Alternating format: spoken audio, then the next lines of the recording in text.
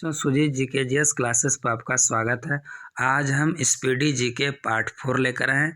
इससे पहले हमारे चैनल को like share subscribe bell icon जरूर दबाएं। तो देखिए फर्स्ट क्वेश्चन, जापान की करेंसी येन है, याद रखिएगा जापान की करेंसी येन है। इसके अलावा याद रखिएगा जापान का प्राचीन नाम निप्पन, जापान का प्राचीन नाम क्या है?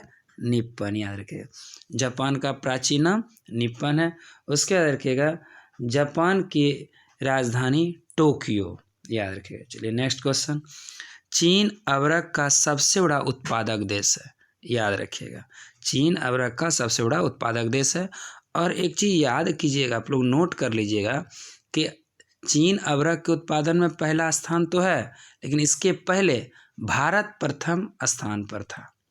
लेकिन एक यहाँ पर नोट करने वाली बात है कि बड़े स्तरों वाले अबरक के उत्पादन में भारत पहले स्थान पर है। ये चीज़ को दिमाग रखना है। माइका के उत्पादन में या अबरक के उत्पादन में चीन पहला स्थान है, इससे पहले तो भारत ही था पहले स्थान पर, लेकिन अभी भी बड़े स्तरों वाले अबरक के उत्पादन में भारत पहले स्थान पर है। इसको नोट कर लेना है। चलिए नेक्स्ट क्वेश्चन, बेसिन की संधि अंग्रेजों ने पेशवा के साथ हस्ताक्षरित की थी। तो बेसिन की संधि अंग्रेजों और पेशवा के साथ हुआ, कब हुआ ये याद कर लेना, 1802 में। तो बेसिन की संधि 1802 में हुआ था। चलिए नेक्स्ट क्वेश्चन, फलों का अध्ययन पोमोलॉजी कहलाता है। बस यहाँ पर एक चीज़ आप लोग को याद रखना है कि एंथोलॉजी और पोमोलॉजी में स्टूडेंट को कन्फ्यूजन होता है। तो पोमोलॉजी बोले तो फलों का अध्ययन और एंथोलॉजी बोले तो फूलों का अध्ययन, ये याद रखिएगा। एंथोलॉजी फूलों का अध्ययन याद रखिएगा और पोमोलॉजी फलों का अध्ययन। नेक्स्ट क्वेश्चन, दिल्ली चलो का नारा सुभाष चंद्र बोस ने दिया था, याद रखिए दिल्ली चलो का नारा सुभाष चंद्र बोस ने दिया। और सुभाष चंद्र बोस फॉरवर्ड ब्लॉक की स्थापना 1939 में किया था। फॉरवर्ड ब्लॉक की स्थापना 1939 में। उसके बाद याद रखिएगा आज़ाद हिंद फौज सरकार का गठन 1943 में सिंगापुर में कहाँ किया था? सिंगापुर में। तो आज़ाद हिंद फौज सरकार का गठन सुभाष चंद्र बोस ने 1943 में सिंगापुर में किया था, ये याद रखिएगा। उसके बाद सुभाष चंद्र बोस कांग्रेस के 2 बार अध्यक्ष बने, याद रखिएगा कांग्रेस के 2 बार अध्यक्ष बने। इसका मतलब सुभाष चंद्र बोस कांग्रेस के 2 बार अध्यक्ष बने कांग्रेस अधिवेशन के, याद रखिए कांग्रेस अधिवेशन के 2 बार अध्यक्षता किया, 1938 और 1939 में, याद रखिए कब कब बने? 1938 और 1939 में। कहाँ बने? याद रखिए पूरा पूरी यह ट्रिक हुआ। पूरा करने का मतलब हरिपुरा, पूरी करने का मतलब तिरपुरी। तो हरिपुरा में 1938 और तिरपुरी में 1939 में बने, याद रखिएगा।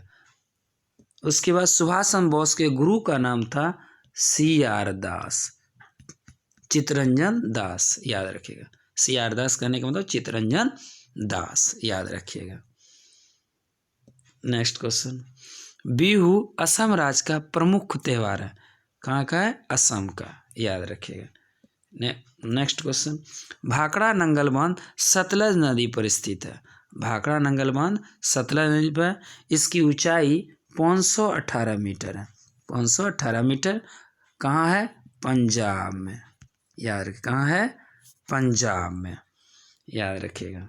चलिए नेक्स्ट क्वेश्चन, अर्जुन पुरस्कार 1961 में प्रारंभ हुआ। अर्जुन पुरस्कार 1961 में प्रारंभ हुआ। इसमें याद रखिएगा जो पूछता है एग्जाम में, याद रखिएगा ज्ञानपीठ पुरस्कार, तो याद रखिएगा ज्ञान 65, दादा 69, द्रोण 85। अब कहने का मतलब ये हुआ कि दादा भाई फाल्के पुरस्कार 1969, ज्ञानपीठ पुरस्कार 1965 और द्रोणाचार्य पुरस्कार 1985 और अर्जुन पुरस्कार 1961, ये सब एग्जाम में पूछे जाते हैं, इसलिए इसको नोट कर लेना है। चलिए याद कर लेना है, एकदम याद कर लेना है, एकदम एग्जाम पूछता है। तो अर्जुन पुरस्कार 1961 में प्रारंभ हुआ।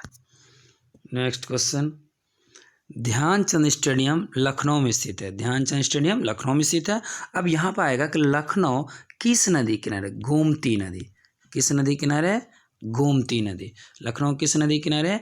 गोमती नदी। चलिए नेक्स्ट क्वेश्चन, टीपू सुल्तान मैसूर का शासक था, याद रखिएगा। अब यहाँ पर याद रखिएगा टीपू सुल्तान को शेरे मैसूर कहा जाता है। तो शेरे मैसूर, तो शेरे मैसूर किसे कहा जाता है? टीपू सुल्तान। शेरे मैसूर किसे कहा जाता है? टीपू सुल्तान को। उसका याद रखिएगा टोटल 4 मैसूर युद्ध हुआ, इसमें 2 मैसूर युद्ध इनके पिता लड़े, हैदर अली, और 2 मैसूर युद्ध टीपू सुल्तान। टीपू सुल्तान तृतीय और चतुर्थ मैसूर युद्ध लड़ा, याद रखिएगा। और चतुर्थ मैसूर युद्ध 1799 ईस्वी में हुआ था। चतुर्थ मैसूर 1799 हुआ और इसी युद्ध में टीपू सुल्तान की मृत्यु हो गई, याद रखिए। इसी युद्ध में टीपू सुल्तान की मृत्यु हुआ और उस समय गवर्नर थे विलेज़ली। कौन थे? विलेज़ली। उसमें कौन थे? विलेज़ली, जो अपने आप को बंगाल का शेर कहता था, याद रखिएगा। उसका टीपू सुल्तान की राजधानी श्रीरंगपट्टनम, श्रीरंगपट्टनम,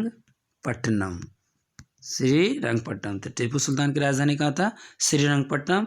और यहीं पर स्वतंत्रता का वृक्ष लगवाया था। क्वेश्चन आता है स्वतंत्रता का वृक्ष कहाँ लगवाया? तो श्रीरंगपट्टनम में, याद रखिएगा। चलिए नेक्स्ट क्वेश्चन, नाटो का मुख्यालय ब्रुसेल्स में। नाटो का मुख्यालय ब्रुसेल्स और नाटो का स्थापना 1949 में हुआ। कब हुआ था? 1949। चलिए नेक्स्ट क्वेश्चन, बटरफ्लाई शब्द तैराकी से। बटरफ्लाई शब्द तैराकी, और तैराकी में क्रॉस लेन होता है 8। तैराकी में क्रॉस लेन कितने होते हैं? 8। तैराकी में क्रॉस लेन कितने? 8। चलिए नेक्स्ट क्वेश्चन, एक अश्वशक्ति 746 वाट के बराबर होता है। एक अश्वशक्ति 746 वाट के बराबर। आगरा के किले के अंदर मोती मस्जिद का निर्माण शाहजहां ने करवाया और शाहजहां के शासनकाल को स्थापत्य कला का स्वर्ण युग कहते हैं। क्या बोलते हैं? स्थापत्य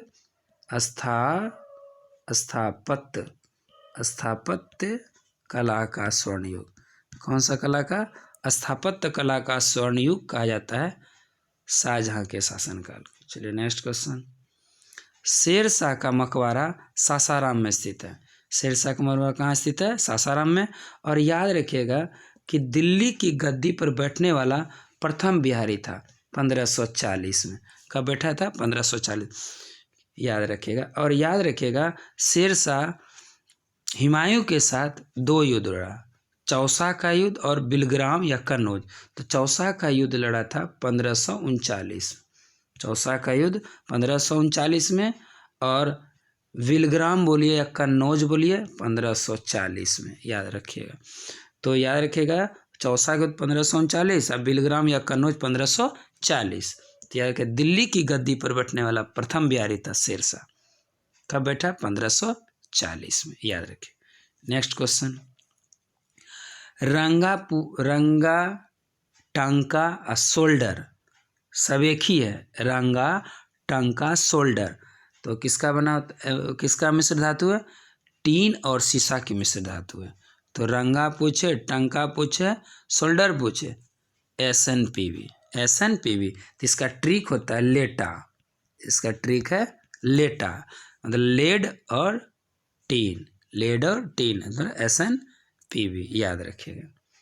चलिए नेक्स्ट क्वेश्चन, इंग्लिश चैनल पार करने वाला पहला भारतीय महिर सेन थे। तो इंग्लिश चैनल पार करने वाला पहला भारतीय कौन था? महिर सेन, याद रखिएगा। और ये पहला भारतीय महिर सेन, लेकिन महिला में पूछेगा तो आरती शाह। पुरुष में महिर सेन और महिला में आरती शाह। नेक्स्ट क्वेश्चन, राष्ट्रीय पुस्तकालय कोलकाता में स्थित है। तो राष्ट्रीय पुस्तकालय कोलकाता में स्थित है। इसकी स्थापना हुआ था 1948 में। कब हुआ था? 1948 में। चलिए नेक्स्ट क्वेश्चन, गौतम बुद्ध को एशिया की रोशनी कहा जाता है। गौतम बुद्ध को एशिया की रोशनी कहा जाता है। और गौतम बुद्ध का जन्म 563 BC जन्म हुआ था 563 BC में। उसके बाद याद रखिएगा गौतम बुद्ध का पत्नी का नाम यशोधरा, गौतम बुद्ध की पत्नी का नाम यशोधरा, और गौतम बुद्ध की मृत्यु हुआ था 483 BC में। कब हुआ था? 483 BC में, याद रखिएगा। जन्म 563 BC में, मृत्यु 483 BC में, याद रखिएगा। ईसा पूर्व में होता। और गौतम बुद्ध पिता का नाम सुद्योधन, माता का नाम महामाया, लेकिन इनका लालन पालन प्रजापति गौतमी ने किया, इनकी मौसी। और बेटा का नाम राहुल, बेटा का नाम क्या था? राहुल, याद रखिएगा। चलिए नेक्स्ट क्वेश्चन। बांदीपुर राष्ट्रीय उद्यान कर्नाटक में स्थित है। बांदीपुर राष्ट्रीय उद्यान कहाँ है? राष्ट्रीय उद्यान कहाँ है? कर्नाटक में। Next question. बजट शब्द का शाब्दिक अर्थ चमड़े का थैला, याद रखें। बजट शब्द का शाब्दिक अर्थ चमड़े का थैला। अब यहाँ पे याद रखें बजट को सबसे पहले प्रस्तुत किया था रॉबर्ट वॉलपोल। कौन किया था? रॉबर्ट वॉलपोल, याद रखिएगा। तो बजट सबसे पहले किसने दिखाया था? रॉबर्ट वॉलपोल, याद रखिएगा। इंग्लैंड के प्रथम प्रधानमंत्री था। तो इंग्लैंड का प्रथम प्रधानमंत्री कौन था? Robert Walpole. उसी ने सबसे पहले बजट को प्रस्तुत किया था, याद रखिएगा। और याद रखिएगा। चलिए नेक्स्ट क्वेश्चन। सरदार सरोवर परियोजना गुजरात में है। सरदार सरोवर परियोजना कहाँ है? गुजरात में। यह नर्मदा नदी पर है। किस नदी पर है? नर्मदा नदी पर। किस नदी पर है?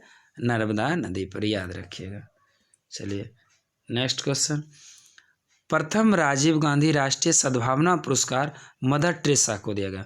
प्रथम राजीव गांधी राष्ट्रीय सद्भावना पुरस्कार मदर टेरेसा को दिया। अब याद रखिएगा कि मदर टेरेसा का जन्म अल्बानिया में हुआ था। कहाँ हुआ था? अल्बानिया। कहाँ हुआ था? अल्बानिया। तो मदर टेरेसा का जन्म कहाँ हुआ था? अल्बानिया, कहीं यूगोस्लाविया देता है। याद रखिए 1910 में। कब हुआ था? 1910 में। कब हुआ था? 1910 में, याद रखिएगा। भारत आई थी 1928 में। भारत कब आई थी? 1928 में। और नोबेल पुरस्कार मिला 1979 में। भारत रत्न मिला 1980 में। भारत रत्न कब मिला? 1980 में। संत की उपाधि मिला 2003 में। और मृत्यु हुआ था 1997। याद रखिए मृत्यु कब हुआ? 1997। चलिए नेक्स्ट क्वेश्चन। रबर एक प्राकृतिक बहुलक है। रबर एक क्या? प्राकृतिक बहुलक है। और याद रखिए रबर आसानी से घुल जाता है बेंजीन में। किसमें घुल जाता है? बेंजीन में। याद रखिए रबर आसानी से किसमें घुल जाता है? बेंजीन में। उसके बाद याद रखिएगा रबर का जो बलवीकरण होता है उसमें क्या मिलाया जाता है? सल्फर मिलाया जाता है 2 से 5%। कितना मिलाया जाता है? 2 से 5। तो रबर को बलवीकरण के लिए सल्फर मिलाया जाता है 2 से 5%, याद रखिएगा 2 से 5%। और कठोर बनाने के लिए कार्बन मिलाया जाता है। कठोर के लिए कार्बन, और वही सॉफ्ट के लिए या मुलायम के लिए सल्फर मिलाया जाता है 2 से 5%, याद रखिएगा। Next question. गेट का पूर्ण रूप general agreement trade and tariff है। और गेट का स्थापना हुआ था 1947-48। हुआ था 1947-48। अब इसका नाम चेंज होकर हो गया WTO, world trade organisation.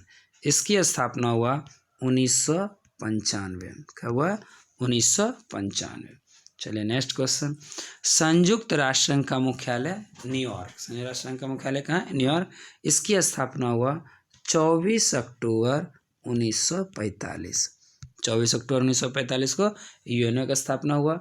UNO के 6 अंग हैं। कितने अंग हैं? 6 अंग है। यूएनओ कितने अंग हैं? 6 अंग है, याद रखिएगा। और वर्तमान में यूएनओ का सदस्य है 193। कितना है? 193। चलिए नेक्स्ट क्वेश्चन। चकमा शरणार्थियों का संबंध बांग्लादेश से। चकमा शरणार्थियों का संबंध किससे? बांग्लादेश से। और हम बता दिए बांग्लादेश की राजधानी ढाका, मुद्रा टाका। ढाका टका, याद रखिएगा। चलिए नेक्स्ट क्वेश्चन, सार्क का मुख्यालय काठमांडू में, सार्क का मुख्यालय कहाँ है? काठमांडू में। सार्क का स्थापना हुआ था 1985 में, याद रखिएगा। सार्क के सदस्य देशों की संख्या 8 है। सार्क के सदस्य संख्याओं की संख्या कितना है?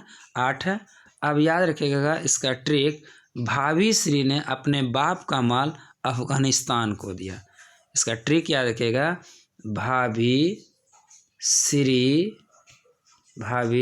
ने अपने बाप का माल अफगानिस्तान को दिया। याद रखिए, अफगानिस्तान को दिया। तो भाभी श्री ने अपने बाप का माल अफगानिस्तान को दिया। इसका मतलब भारत, भूटान, याद रखिए, श्रीलंका, नेपाल, बांग्लादेश, पाकिस्तान, मालदीव, अफगानिस्तान, याद रखिएगा। भारत, भूटान, श्रीलंका, नेपाल, बांग्लादेश, पाकिस्तान, मालदीव, अफगानिस्तान। तो टोटल कितने हुए? 8 देश। तो सार्क के सदस्य संख्या कितना है? 8, याद रखिएगा। नेक्स्ट क्वेश्चन, कच्चे फलों को कृत्रिम ढंग से पकाने के लिए एसिटिलीन गैस का प्रयोग होता है। यार, कच्चे फलों को कृत्रिम ढंग से पकाने के लिए एसिटिलीन गैस का। अब यहाँ पर हम लोग को याद रखिएगा, एक ट्रिक आप लोग को बता रहे हैं। कृत्रिम, अगर कृत्रिम लिख देता है तो देखिए कृत्रिम में 3 अक्षर है, तो हो जाएगा यहाँ पर एथिलीन। क्या हो जाएगा? एथिलीन। इसका मतलब 3 का 4। अगर कृत्रिम ढंग से लिखा है पकाने के लिए तो एथिलीन। लेकिन क्या होता है कि एग्जाम में ज़्यादातर कच्चे फलों के कृत्रिम ढंग से पकाने के लिए एसिटिलीन ही दे रहा है। तो एसिटिलीन हम लोग एग्ज़ाम के व्यू से फॉलो करते हैं, याद रखें, फॉलो कर लेते हैं। इसका मतलब कि हम लोग अनुसरण उसी को करते हैं कि भाई कृत्रिम फलों को पकाने के लिए एसिटिलीन गैस। तो कहीं कहीं मान लीजिए एसिटिलीन नहीं रहे तो एथिलीन का भी यूज कर सकते हैं आप लोग, याद रखिएगा। और अगर मान लीजिए कि और प्राकृतिक रहता है, मान लीजिए कि प्राकृतिक लिख दे, अगर ये क्लियर लिखे प्राकृतिक, तो प्राकृतिक में कितना अक्षर है? 4। इसका मतलब आंसर इसका एसिटिलीन। इसका मतलब इसमें कितना है? 5 अक्षर। तो एसिटिलीन, इसका मतलब 4 का 5 और 3 का 4। कृत्रिम रहे तो एथिलीन और प्राकृतिक रहे तो एसिटिलीन, याद रखिएगा। अब आता है कि क्वेश्चन किस ढंग से पूछ रहा है, है ना? प्राकृतिक लिख रहा है कि कृत्रिम लिख रहा है, ये आपको ध्यान देना है। लेकिन मैक्सिमम एग्जाम में देखते हैं एसिटिलीन ही दे देता है, तो देख लेंगे। अगर मान लीजिए एसिटिलीन है तो एसिटिलीन, नहीं तो एथिलीन। जैसा रहेगा वैसा फॉलो, उसी के अनुसार हम लोग अनुसरण। तो हम लोग को क्या याद रखना है कि कच्चे फलों को कृत्रिम ढंग से पकाने के लिए एसिटिलीन गैस का प्रयोग किया जाता है। तो ऑप्शन पर डिपेंड करता है, ये ध्यान में रखना है आप लोग को। और एक चीज़ और बताते हैं कि एसिटिलीन का जो सूत्र होता है C2H2 होता है। क्या होता है? C2H2, याद रखिएगा। चलिए नेक्स्ट क्वेश्चन, विद्युत चुम्बक बनाने के लिए मृदु लोहा का प्रयोग होता है। विद्युत चुम्बक बनाने के लिए मृदु लोहा का प्रयोग होता है। चलिए नेक्स्ट क्वेश्चन, टी शब्द का संबंध गोल्फ से है। टी शब्द का संबंध किससे? गोल्फ से। और गोल्फ के छिद्र का व्यास 4 इंच होता है। छिद्र का व्यास कितना होता है? 4 इंच का, याद रखिए। गोल्फ के छिद्र का व्यास कितना होता है? 4 इंच का, याद रखिएगा। गोल्फ के छिद्र का व्यास 4 इंच का था। टी शब्द का संबंध किससे? गोल्फ से। नेक्स्ट क्वेश्चन, बॉय स्काउट आंदोलन के संस्थापक बेडन पावेल थे। बॉय स्काउट आंदोलन के संस्थापक बेडन पावेल थे। अब यहाँ पर याद रखना है कि बॉय का कह रहा है तो 1908 में, याद रखिए, स्थापना हुआ था। लेकिन गर्ल का कहेगा, लड़की का कहेगा तो 1910, याद रखिएगा। बॉय स्काउट गाइड आंदोलन के संस्थापक बेडन पावेल, तो बॉय स्काउट गाइड का स्थापना 1908 और गर्ल का 1910 में हुआ था, याद रखिएगा। चलिए नेक्स्ट, ए सेक्युलर एजेंडा पुस्तक के लेखक अरुण शौरी। कौन है? अरुण शौरी। चलिए नेक्स्ट क्वेश्चन, संपूर्ण संविधान 26 जनवरी 1950 को लागू हुआ था। अब यहाँ पर याद रखिएगा, अंगीकार और स्वीकार अगर पूछ दे कि संविधान को कब अंगीकार किया, कब स्वीकार किया गया, तो याद रखिएगा 26 नवंबर 1949 को। कब किया गया था? 26 नवंबर 1949 को याद रखिएगा। अंगीकार स्वीकार बोले तब, लेकिन लागू बोलेगा तो याद रखिएगा 26 जनवरी 1950। ये ध्यान में रखना है कि अगर अंगीकार स्वीकार पूछ रहा है तो 26 जनवरी 1949, लेकिन लागू पूछेगा तो 26 जनवरी 1950 को याद रखना है। चलिए नेक्स्ट क्वेश्चन। इस्पात संयंत्र की बात्या भट्टी में उत्पादित होने वाला लोहा ढलमा लोहा था। तो इस्पात संयंत्र की बात्या भट्टी में उत्पादित होने वाला लोहा कौन है? ढलमा लोहा। चलिए नेक्स्ट क्वेश्चन। माइक्रोफोन का आविष्कारक ग्राहम बेल को मनाया था। तो माइक्रोफोन का आविष्कारक ग्राहम बेल को मनाया था और यह किया था 1876 में। कब किया था? 1876 में। और ग्राहम बेल जो थे यूएसए के थे। कहाँ के थे? यूएसए के। याद रखिए ग्राहम बेल कहाँ के थे? यूएसए का, याद रखिएगा। तो माइक्रोफोन का आविष्कारक ग्राहम बेल को माना जाता है। तो आज का जो मेरा प्रीवियस सेट का जो क्वेश्चन था वो कंप्लीट हो गया। आप हमारे चैनल से जुड़े रहे। हमारे चैनल को like share subscribe bell icon जरूर दबाएं और अधिक से अधिक शेयर कीजिए, अधिक से अधिक लाइक कीजिए, कमेंट भी जरूर कीजिए। नेक्स्ट वीडियो फिर हम लेकर आएंगे। थैंक्स।